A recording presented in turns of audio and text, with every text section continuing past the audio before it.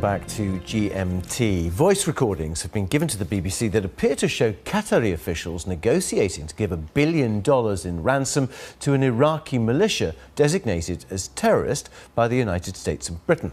How much was finally paid to the militia, Kataib Hezbollah, remains a mystery. From Doha, though, Paul Wood has been investigating. After 16 months held in a windowless basement, freedom for a group of Qatari royals and their friends. This was the end of an ordeal that began when they were kidnapped while hunting with falcons in Iraq. Could getting them back have cost $1 billion, the largest ransom in history? Zayed al-Hayrin, the Qatari ambassador in Baghdad, conducted negotiations with Hezbollah in Lebanon and Iraq, listed by the US as terrorist.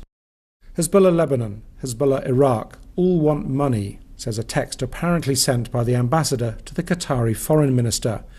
And this is their chance. They are exploiting this situation, all the more as we near the end. All of them are thieves. God help us, the foreign minister replies.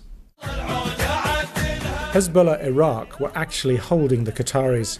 One of the group's leaders demanded a payment for himself if negotiations were to go forward. That's the claim in a voicemail attributed to the ambassador. He asked me, "How much will you give me?" the voicemail says. The man told me, frankly, "I want 10, meaning $10 million. I told him, 10? I'm not giving you 10, only if you get my guys out 100%. In another voicemail, he goes on, to encourage him, I even said we're willing to buy him an apartment in Lebanon.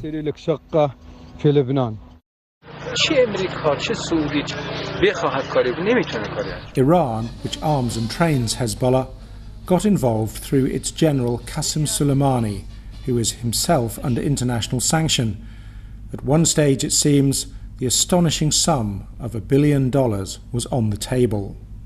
Soleimani met with the kidnappers yesterday, the ambassador texts the foreign minister, and pressured them to take the $1 billion. How much cash was finally flown to Baghdad on a Qatar Airways plane? Qatar's enemies say the evidence from the ambassador's phone points to $1 billion, and possibly even more. Qatar says it was well short of that.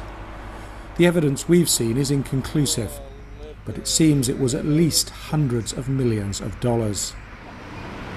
Officials here in Qatar insist that no money was actually handed to so-called terrorist groups, only to the Iraqi government. That explanation is not accepted by the 4 countries that have put Qatar under economic blockade: Saudi Arabia, the United Arab Emirates, Bahrain and Egypt. So the mystery of whether Qatar did make the biggest ransom payment in history remains unsolved. The phone records show the Qataris being extorted. Their critics say they have long been willing financiers of terrorist groups. That's the issue underlying the economic blockade of this place, and the two sides are as far apart as ever.